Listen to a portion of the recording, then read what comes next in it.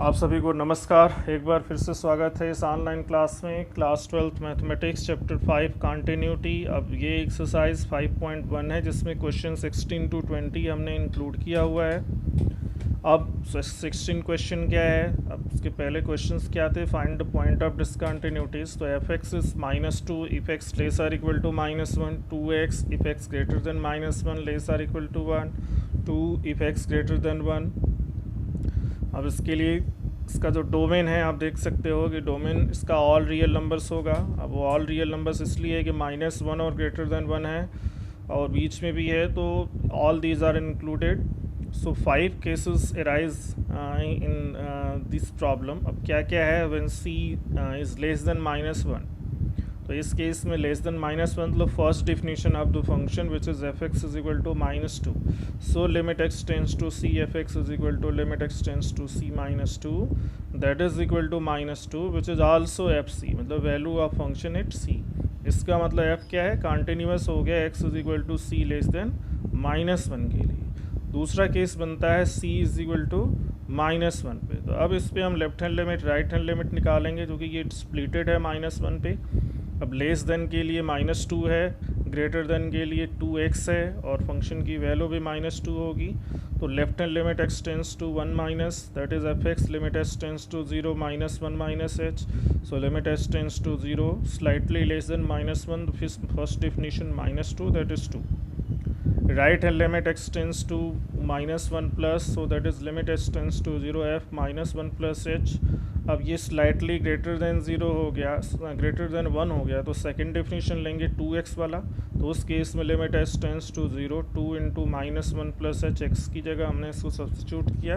Now taking the limit we get -2, f -1 is -2, so here we get limit left hand limit is equal to right hand limit is equal to value of the function, therefore f is continuous at x is equal to -1। अब दो point पे हमने check किया, less than -1 के लिए -1 पे। अब -1 और 1 के बीच में हम देखते हैं केस 3 में कि when c greater than -1 and less than 1 then the limit x tends to c f x is equal to limit x tends to c 2x, because definition of the function is 2x here f x, that is the second one, which will be 2c that is also equal to f c। इसका मतलब क्या हो गया कि f continuous हो गया इस interval में भी -1 से 1 में। अब फोर्थ केस क्या है कि अगर c 1 है तो उस केस में लेफ्ट हैंड लिमिट क्या होगी? Limit x tends to 1 minus f x, limit s tends to 0 f 1 minus s. तो इसके लिए सेकंड डेफिनेशन होगा because x is less than here, so s tends to 0 to 1 minus h। Definition function f x क्या है? 2x है, x की जगह हमने 1 माइनस h रखा, तो अब लिमिट लेने पे ये 2 आ गया। राइट हैंड लिमिट क्या है? Limit x tends to 1 plus f x, limit s tends to 0 1 f 1 plus h। अब ग्रेटर देन 1 के लिए जो डिफिनीशन फंक्शन की है वो थर्ड डिफिनीशन है जो कि 2 है, तो that is limit s tends to 0 2 which is equal to 2। और f 1 की वैल्यू भी क्या है? यहाँ पे 2 ही है। इसका मतलब left hand limit is equal to right hand limit is equal to value of the function at 1। इसका मतलब क्या हुआ? This means that function is continuous at x is equal to 1। अभी हमने इस पे 3 जगहों पे चेक किया, सॉरी 4 केसेस हम ले चुके हैं, लेस देन -1, -1 टू 1 एंड 1। अब ग्रेटर देन 1 का केस आता है, तो when x is greater than x is equal to c greater than 1, so in that case limit x tends to c f x is equal to limit x tends to c2, that will be equal to 2 because the last definition of the function f x is equal to 2 for x greater than 1 and that is also equal to value of the function 8 point c। इसका मतलब कि function continuous हो गया x is equal to c greater than 1 के लिए। इसका मतलब f is continuous at all points of its domain. 17th question है, find the relationship between a and b show that the function f defined by f x is equal to ax plus 1 if x less or equal to 3, bx plus 3 if x greater than 3 is continuous at x is equal to 3। अब ये continuous already दिया है, तो left hand limit right hand limit and value of the function same होंगे। तो अब यहाँ left hand limit x is equal to 3 पे क्या होगा? तो limit x tends to 3 minus f x, limit s tends to 0 f 3 minus h। अब इसके लिए फर्स्ट डिफिनीशन फंक्शन की यूज़ करनी होगी, ax प्लस 1, जहाँ x की जगह हमको 3 माइनस h रखना है। तो limit h tends to 0 a into 3 minus h plus 1। अब लिमिट लेने पे ये 3a प्लस 1 हो जाएगा। राइट हैंड लिमिट हो गया limit x tends to 3 plus f x that is equal to limit h tends to 0 f 3 plus h. अब इसके लिए हमको सेकेंड डेफिनेशन फंक्शन की यूज़ करनी होगी, f x is equal to b x plus 3 where x is greater than 3। So limit h tends to 0 b into 3 plus h plus 3, so that will be 3b plus b, 3b plus 3. Now the value of the function at 3, that is f3 is equal to 3a plus 1, first definition of the function. Now since it is continuous, therefore we have left hand limit is equal to right hand limit is equal to value of the function. So we get 3a plus 1 is equal to 3b plus 3 is equal to 3a plus 1. So taking second and third, we get 3a minus 3b is equal to 2. So a is equal to b plus 3 by 2. That is the relation between a and b.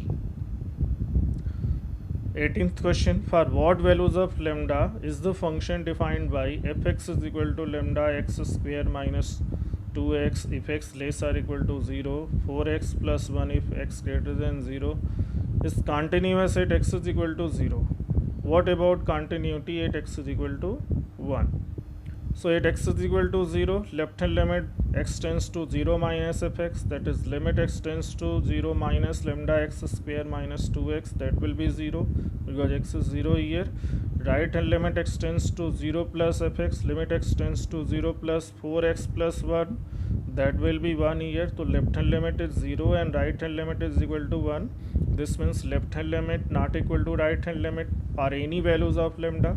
Therefore f is discontinuous at x is equal to 0 for any values of lambda, because lambda is not coming in the limit.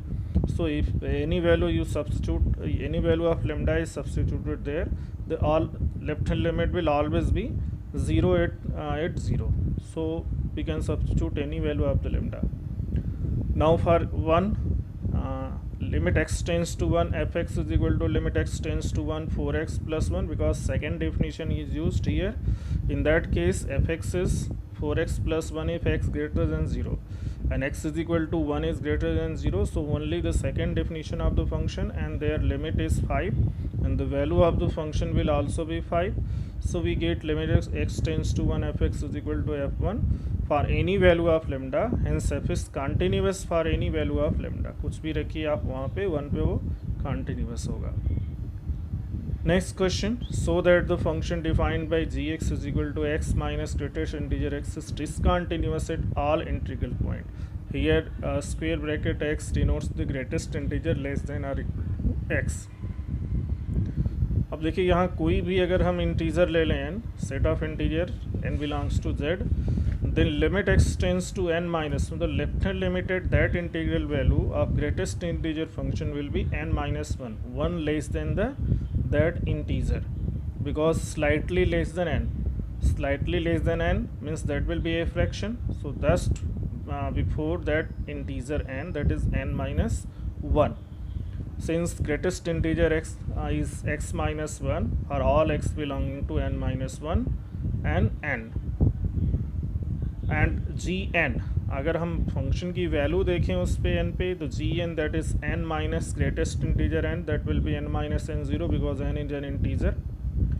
Now the limit x tends to n minus gx, so limit x tends to n minus x minus greatest integer x. अब अलग अलग करने पे इनकी limit रखें तो पहले की लिमिट जो है n हो जाएगी, दूसरे की लिमिट n minus 1 होगी, so n minus n minus 1, that will be 1, not n. Here it is written 1, sorry n, which is wrong, that is 1 only, not n. Limit x tends to n minus gx, यहाँ पे that is x tends to n minus नहीं होगा, n plus होगा, that is limit x tends to n plus gx is equal to limit x tends to n plus positive limit, right hand limit ये find किया जा रहा है, तो वो n minus नहीं होगा, x tends to n plus limit x tends to n plus x minus greatest integer x, so that is equal to limit x tends to n plus x minus limit x tends to n plus greatest integer x, और दोनों ही case में इनमें limit value जो होंगी n होंगी, so n minus n that is equal to 0.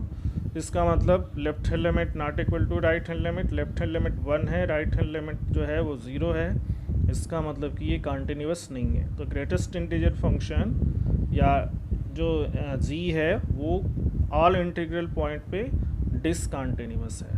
तो this function is discontinuous at all integral values.